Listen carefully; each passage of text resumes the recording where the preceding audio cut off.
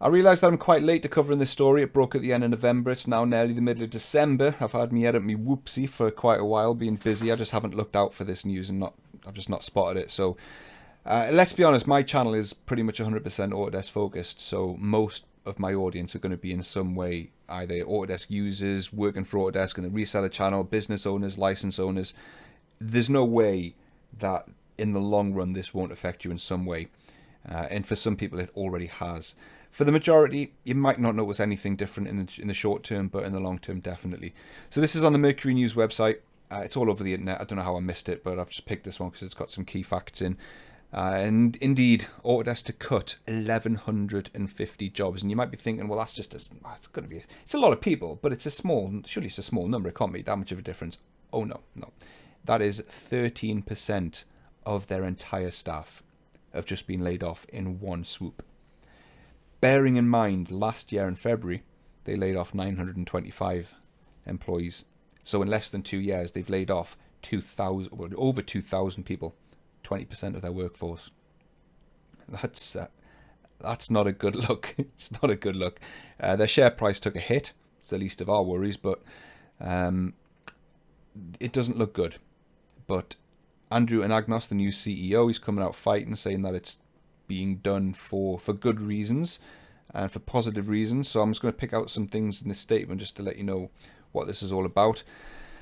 And they're also going to consolidate some leased offices as well, which means that some global offices, maybe an office local to you, could just be closed down completely. And that's where you'll start to see some changes and things affecting you perhaps.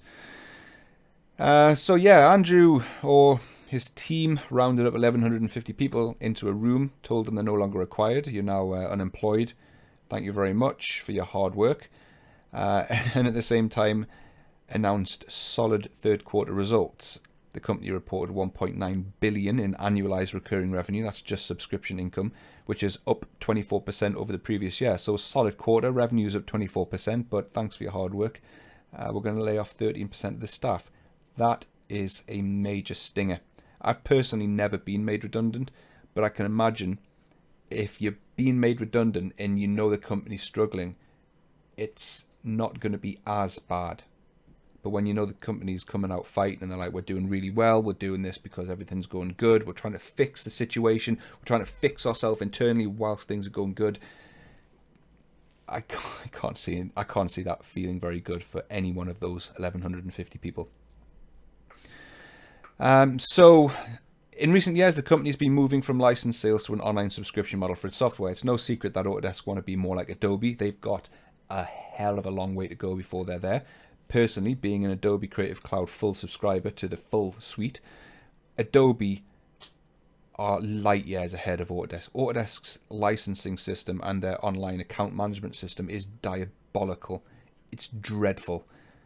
There's some legacy issues inherent in their new subscription model, which they need to fix pronto. And this is maybe a step towards that direction. I don't know, but it's no secret they are moving towards being more like Adobe, much to a major backlash from their customer base. A lot of people are absolutely fuming at the changes. I'm not going to go into it in full detail. There could be a video on its own, to be honest, but I think a lot of the backlash Autodesk have faced regarding their move to subscription only is a bit overly dramatic and unjust. A lot of the criticism is justified, but I think a lot of it isn't. But that's an argument for a different day. I do see the pros and cons with it. I'm a customer myself. I manage companies that are affected. I know the full details to it. I'm not immune to that, but I do think some of the outrage is unjustified. Yeah, but the key statement from Andrew comes in this paragraph here.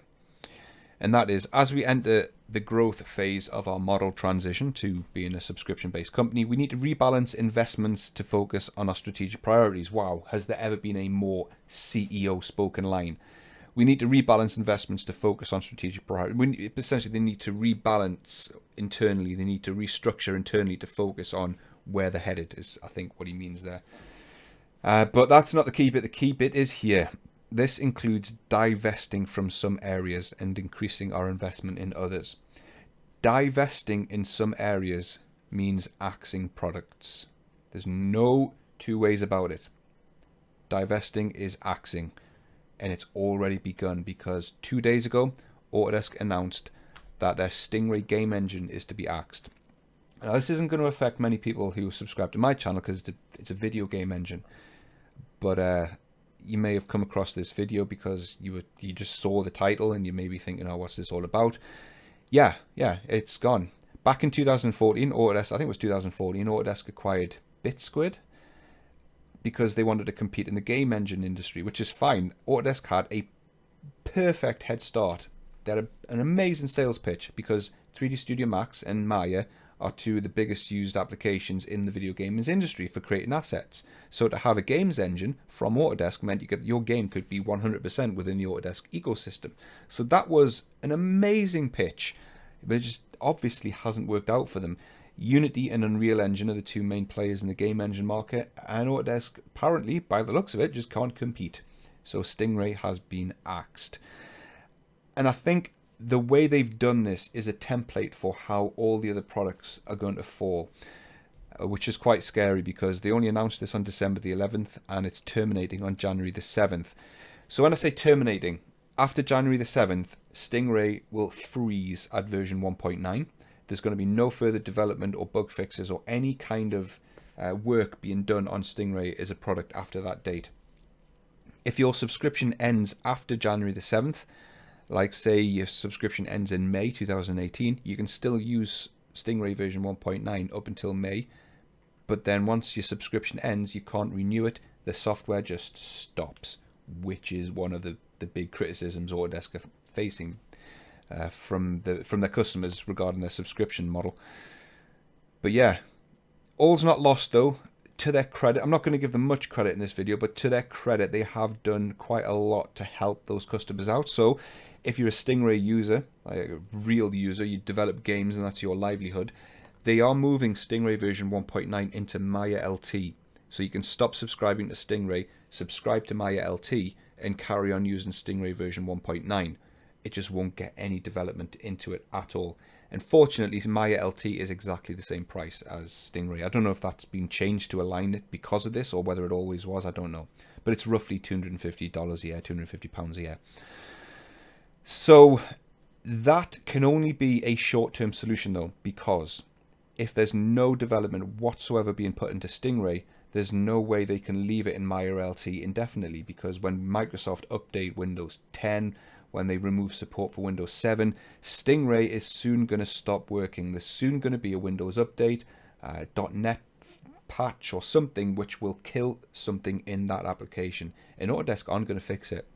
So it can only be a short-term fix to make sure the customers aren't just stone dead, stopped in the tracks, but they're going to hope that most customers go, yeah, we're using a game engine that's dead. We need to move over to Unity and Unreal or Unreal Engine, and Autodesk are giving them the time to do that, hopefully.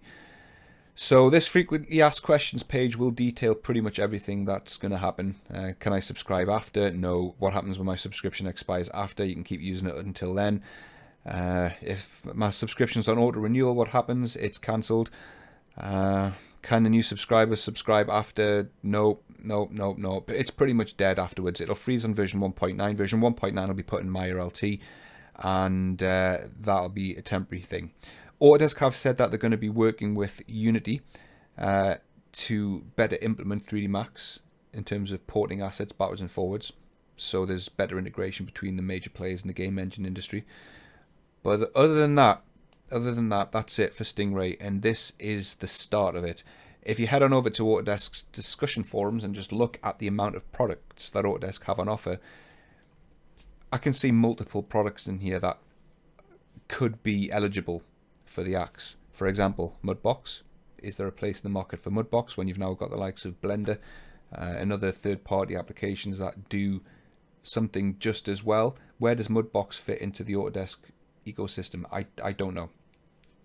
I don't know. I don't know enough about it really to know how popular it is. Only Autodesk really know how much buzz there is around their products, how many subscribers they've got, and how much demand there is for it. So I can see Mudbox being in the firing line. The same goes for, and I actually would support this, the likes of AutoCAD Mechanical. There is, in my opinion, I'm absolutely fine to be argued with, because this is just my opinion. But in my opinion, there is no place in the market whatsoever for AutoCAD Mechanical. Standard vanilla AutoCAD, absolutely, it's always going to have a use. But AutoCAD verticals, like Mechanical, no, there is. I can't think of any company who are using AutoCAD Mechanical who shouldn't be using Inventor. If they're using 2D FEA, 2D bolted connections, why would you do that? Why would you not move to 3D? I don't know.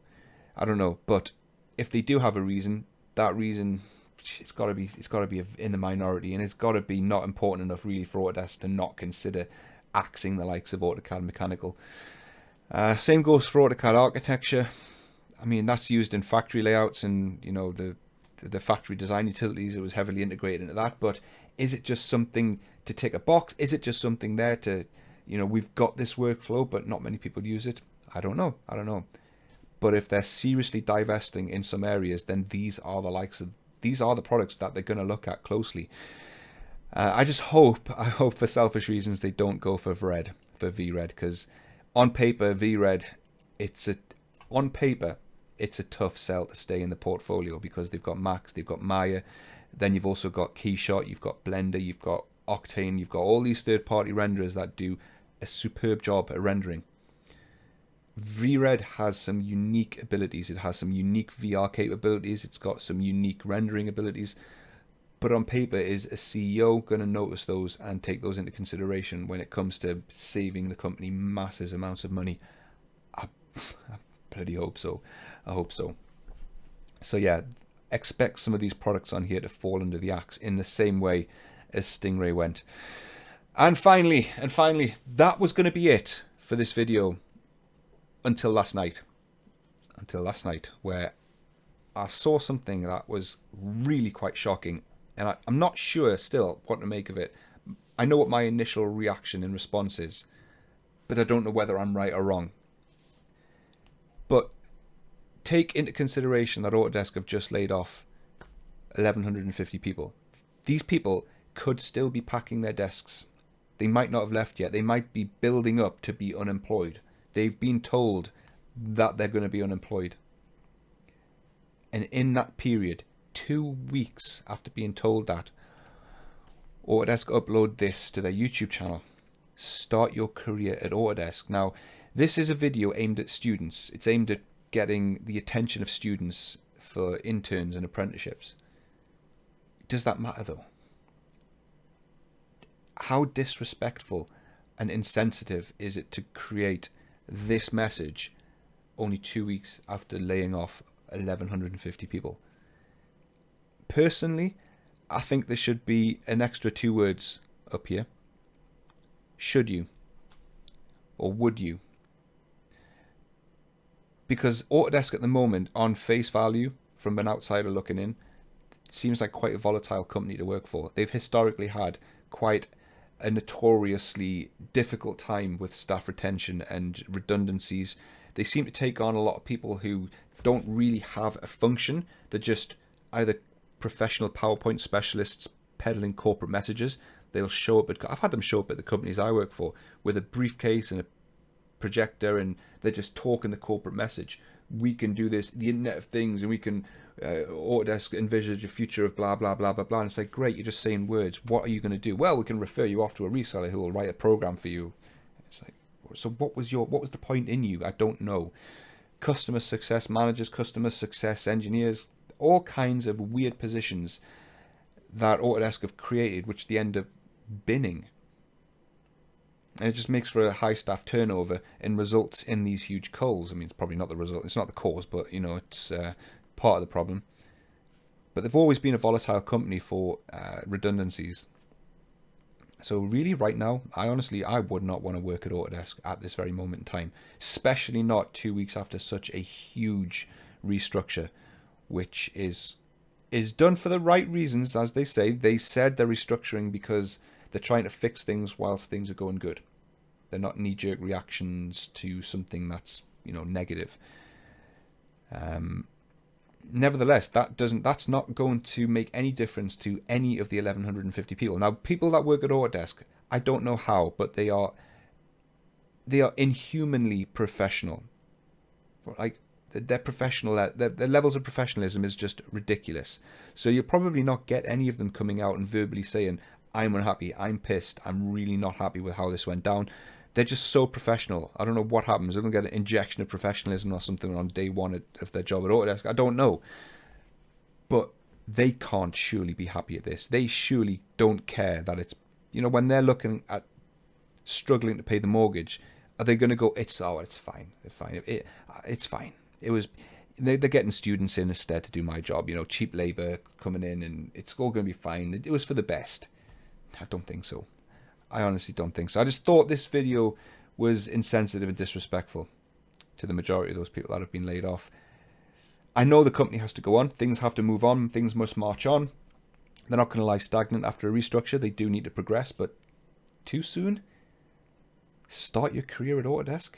Too soon after laying off 1,150 people 2 weeks ago? For whatever the reasons behind this, whatever the justification is, whatever the motivation, whatever factor you can come up to say, well, this is fine, it's a student, you know, it's for students, they've got to get it in at this point because the students are all getting out of university and they're all looking for jobs right now. What I honestly don't care. I don't care. Miss those students. Those students might turn into be absolute bums. You don't know. But what we do know is Autodesk have potentially really pissed off 1,150 proven professionals who've now got a really bad story to tell about Autodesk.